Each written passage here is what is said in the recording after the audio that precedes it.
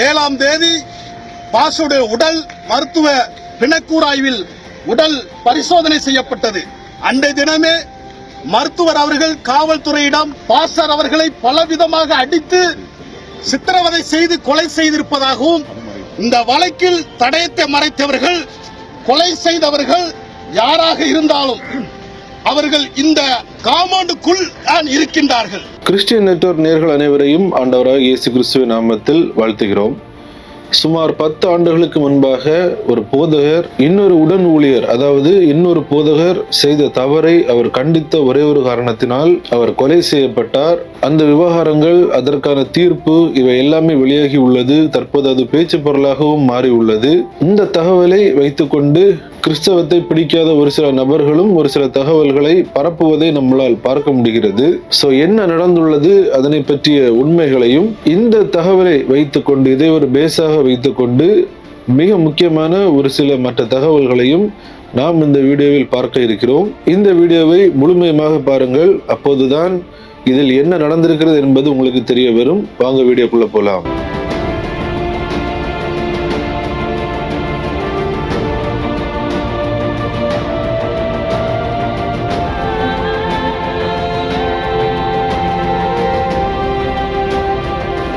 தூத்துக்குடி மாவட்டத்தில் உள்ள மில்லர்புரம் என்று சொல்லப்படுகிற ஒரு பகுதியில் டிபிஎம் என்று சொல்லப்படும் ஒரு கிறிஸ்தவ தேவாலயம், தி பெண்டகோஸ்டல் மிஷன், இந்த கிறிஸ்தவ தேவாலயம் செயல்பட்டு வருகிறது. இதில் தலைமை போதகராக செயலாற்றி வருபவர் தான் கனகராஜ். இவருக்கு 73 வயது. இவர் சென்னையை சார்ந்தவர் என்றும் தன்னுடைய இளம் வயதிலேயே அவர் அந்த ஊழியத்திற்கு அர்ப்பணித்து அந்த பகுதிக்கு வந்துள்ளார் என்ற செய்திகளையும் நம்மால் பார்க்க முடிகிறது. இவர் ஒரு திருமணம் ஆகாத ஒரு போதகர். நம்ம எல்லாருக்குமே தெரியும், டிபிஎம்ல அவங்க திருமணம் செய்ய மாட்டார்கள். இவரை பற்றிய செய்திகளை பார்க்கும்போது நல்ல ஒரு நற்சாட்சி உள்ள ஒரு போதகர், நல்ல கண்டிப்புள்ள ஒரு போதகர். யார் தவறு செய்தாலும் அதனை நேரடியாக இவர் கண்டிக்கிறார் என்ற செய்திகளையும் நம்மால் பார்க்க முடிகிறது. குறிப்பாக ஒழுக்கத்திற்கு மிகவும் ஒரு முக்கியத்துவம், ஒரு இம்பார்ட்டன்ஸை கொடுக்கின்ற ஒரு போதகராக காணப்பட்டுள்ளார். இவர் இவ்வாறு கண்டிப்புடன் ஒழுக்கத்துடன் இருக்க வேண்டும் என்று கூறுவதுதான் அங்குள்ள சிலருக்கு இவர் மீது கோபத்தை ஏற்படுத்தி உள்ளது. இதே திருச்சபையில் இவருக்கு உதவி போதகராகவும் உடன் ஊழியராகவும் அங்கு சிலர் இருந்துள்ளார்கள். நான் அவர்களின் பெயரை கூற விரும்பவில்லை. இதில் அங்கு உடன் ஊழியராக இருந்த நபர் ஒருவர், இவர் தவறான ஒரு நடத்தையில் காணப்பட்டுள்ளார். அதாவது திருச்சபையில் பார்த்தால் இவர் ஒரு போதகர், ஆனால் வெளியில் இவருடைய சாட்சி மிகவும் ஒரு கெட்ட சாட்சியாக இருந்துள்ளது. இவரின் நடத்தையும் தவறாக இருந்துள்ளது. இதன் காரணமாக அந்த தேவாலயத்தில் வரும் ஒரு சகோதரியும், இந்த நபர் என்னிடமும் இவர் தவறாக ஒரு சில காரியங்களில் ஈடுபட முயற்சித்தார் என்று அவர் மீது ஒரு புகார் ஒன்றை கொடுத்துள்ளார்கள். இதனை அந்த போதகரிடம், அதாவது தலைமை போதகராக செயல்பட்டு வந்த கனகராஜ் என்று சொல்லப்படுகிற அந்த போதகரிடம் இந்த தகவலை கூறியுள்ளார்கள். இந்த தகவலை கேட்ட அந்த போதகர் உடனடியாக அந்த உடன் ஊழியரை கூப்பிட்டு மிகப்பெரிய அளவில் அவரை கண்டித்துள்ளார். இவ்வாறு நீங்கள் செய்வது தவறு, ஒரு ஊழியராக இருந்து கொண்டு இப்படிப்பட்ட காரியங்களை நீங்கள் செய்யக்கூடாது என்று ஒழுக்கத்தின் அடிப்படையில் அந்த நபர் செய்த தவறை அவரின் நேரே அவரை கூப்பிட்டு வைத்து அவரை கண்டித்துள்ளார். இந்த கண்டிப்பு அந்த உடன் ஊழியருக்கு பிடிக்கவில்லை. மேலும் அந்த தலைமை போதகரோடு பணியாற்றிய உதவி போதகருக்கும் சில காரியங்கள் பிடிக்கவில்லை என்ற செய்திகளையும் பார்க்க முடிகிறது. இந்நிலையில் இனியும் இந்த கனகராஜ் என்று சொல்லப்படுகின்ற அந்த போதகர் உயிரோடு இருந்தார் என்றால், என்னால் இப்படிப்பட்ட தவறுகளை, தவறான நடத்தைகளை இங்கிருந்து கொண்டு செய்ய முடியாது, ஆகவே இவர் உயிருடன் இருக்கக்கூடாது, இவரை கொலை செய்ய வேண்டும் என்ற ஒரு முடிவை அந்த உடன் ஊழியர் எடுக்கிறார். இதன் காரணமாக தன்னுடைய 2 நண்பர்களையும் அவர் அழைத்துள்ளார் என்ற செய்திகளையும் பார்க்க முடிகிறது. இவரின் 2 நண்பர்கள், அந்த உடன் ஊழியர் மற்றும் உதவி ஊழியர், இவர்கள் எல்லாருமே சேர்ந்து அந்த போதகர் கடந்த 2016ஆம் ஆண்டு அக்டோபர் மாதத்தில் அந்த ஊழியர்களுக்கென்று ஒதுக்கி வைக்கப்பட்டுள்ள அந்த மிஷன் வீட்டில் அவர் தங்கி இருக்கும் போது அங்கு நுழைந்த இந்த நபர்கள் அந்த போதகரை தலகாணியால் முகத்தில் வைத்து அமுக்கியும் கழுத்தை நெரித்தும் மிக கொடூரமாக அந்த போதகரை கொலை செய்துள்ளார்கள். இந்த கொலையை மறைக்கும்படியாக பல்வேறு நாடகங்களையும் அவர்கள் நடத்தியுள்ளார்கள். இந்த போதகருக்கு திடீரென்று இரவு நேரத்தில் மாரடைப்பு வந்து விட்டது என்ற ஒரு பொய்யான தகவலை அங்குள்ள மக்கள் மத்தியில் பரவ செய்து இவர் மாரடைப்பால் இறந்து விட்டார் என்று அதனை நிலைநாட்டியும் உள்ளனர். இந்த நிலையில்தான் இவரின் உறவினர்கள் சென்னையில் இருக்கிறார்கள். அவர்கள் இந்த கனகராஜ் என்ற போதகர் உயிரிழந்து விட்டார் என்ற செய்தி கேட்டவுடன் உடனடியாக அந்த பகுதிக்கு கடந்து வருகிறார்கள். போதகரின் உடல், அந்த உடலை பார்த்த உடனே அவர்களுக்கு தெரிந்து விட்டது இது இயற்கையான ஒரு மரணம் அல்ல, இந்த போதகர் உயிரிழக்கவில்லை, இவரை கொலை செய்துள்ளார்கள் என்பதை புரிந்து கொள்கிறார்கள். காரணம், அவரின் உடல்களில் ஒரு சில மாற்றங்கள் இருந்துள்ளது. குறிப்பாக கழுத்து பகுதிகளில் நகக்கீறல்கள், ஒரு சில காயங்கள் இருந்ததான செய்திகளையும் பார்க்க முடிகிறது. உடனடியாக இந்த போதகரின் அண்ணனின் மகன் அவர் காவல் நிலையத்தில் ஒரு புகார் ஒன்றை கொடுக்கிறார். அதாவது இந்த மரணம் இது இயற்கையான மரணம் அல்ல, இதில் எங்களுக்கு சந்தேகம் உள்ளது, உடனடியாக காவல்துறையினர் இதனை விசாரிக்க வேண்டும் என்ற புகாரையும் அவர் கொடுத்துள்ளார். ஆனாலும் விசாரணைக்கு ஒரு சில காலதாமதங்கள் ஆகியுள்ளது.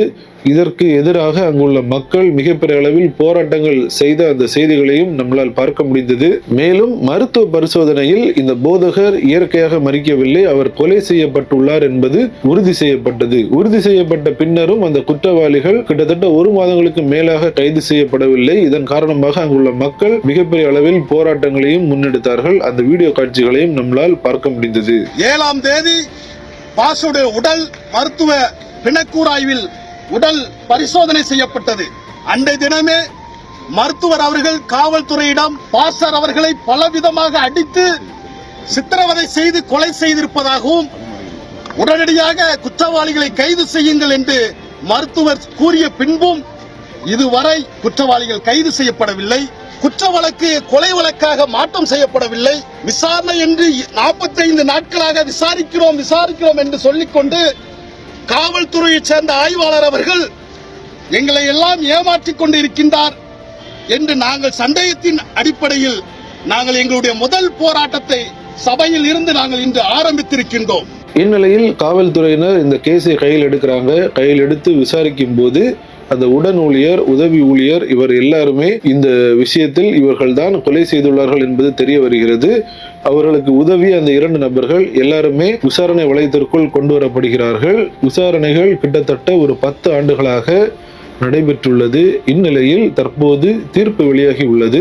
தூத்துக்குடி மாவட்டம் கூடுதல் அமர்வு நீதிமன்றம் எண் 2 இந்த வழக்கு நடைபெற்று வந்தது. அந்த தீர்ப்பு நீதிபதி பிரீதா அவர்கள் இந்த தீர்ப்பை வழங்கியுள்ளார்கள். இதில் இந்த கொலைக்கு மிக முக்கியமான காரணமாக இருந்த அந்த உடன் ஊழியர் அவருக்கு 2 இரட்டை ஆயுள் தண்டனை என்றும், மற்ற நபர்கள் உடந்தையாக இருந்த நபர்களுக்கு ஆயுள் தண்டனை என்றும், இதில் விசாரணை நடைபெறும் போதே இன்னொரு நபர் உயிரிழந்துள்ளார்.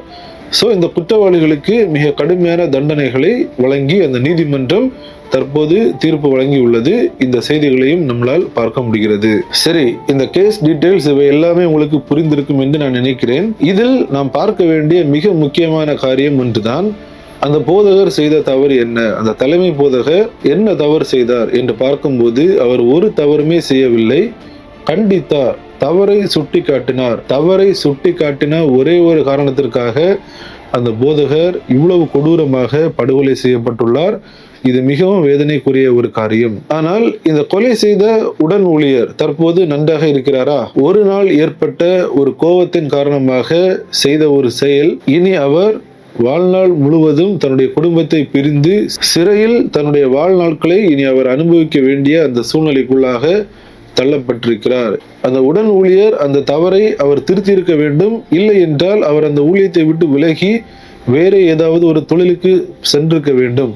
கொலை செய்யும் அளவிற்கு அவர் துணிகிறார் என்றால் எந்த அளவிற்கு அவர் ஒரு கொடூரமான மனிதன் என்பதை இந்த செய்தி, இந்த சம்பவம் நமக்கு எடுத்து காட்டுகிறது. இவை எல்லாமே நமக்கு மிக சிறந்த ஒரு பாடமாக அமைந்துள்ளது.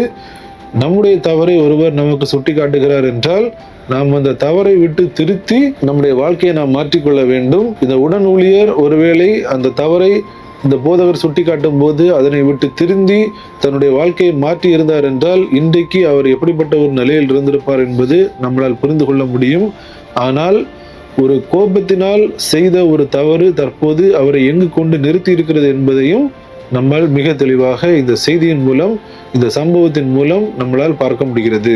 இன்றைக்கும் கிறிஸ்தவ உலகில் செய்யும் ஒரு சில தவறுகளை யாராவது சுட்டிக்காட்டினால் அவர்களை பிடிக்காது. குறிப்பாக நீங்கள் ஒழுங்காக நடக்க வேண்டும், இப்படி நடந்தால்தான் தேவன் உங்களை அங்கீகரிப்பார், சபைக்கு நீங்கள் இப்படிதான் வர வேண்டும், இப்படிப்பட்ட ஒழுங்குகளை நீங்கள் பின்பற்ற வேண்டும், இளைஞர்கள், வாலிபர்கள் இவர்கள் எல்லாரும் இப்படி வாழ வேண்டும் என்று ஒரு சில உண்மைகளை, ஒரு சில ஒழுக்கங்களை கண்டிப்புடன் ஒரு சபை போதகர் கூறினார் என்றால் தற்போதைய காலகட்டத்தில் ஒரு சில நபர்கள் தான் அதனை ஏற்றுக்கொள்வார்களே தவிர மற்றவர்களுக்கு இந்த கண்டிப்புகள் அது பிடிக்கவில்லை. நாம் எல்லாருக்குமே தெரியும், ஒரு 10-20 ஆண்டுகளுக்கு முன்பாக கிறிஸ்தவம் எப்படி இருந்தது, தற்போது கிறிஸ்தவம் எந்த சூழ்நிலைக்குள்ளாக தள்ளப்படுகிறது, குறிப்பாக கிறிஸ்தவ போதனைகளும் எந்த சூழ்நிலைக்கு நேராக போகிறது, எப்படி வாழ்ந்தாலும் ஆண்டவர் ஏற்றுக்கொள்வார், பரலோகத்துக்கு செல்லலாம் என்ற ஒரு தவறான நிலைக்குள்ளாக கிறிஸ்தவம் சென்று கொண்டிருக்கிறது.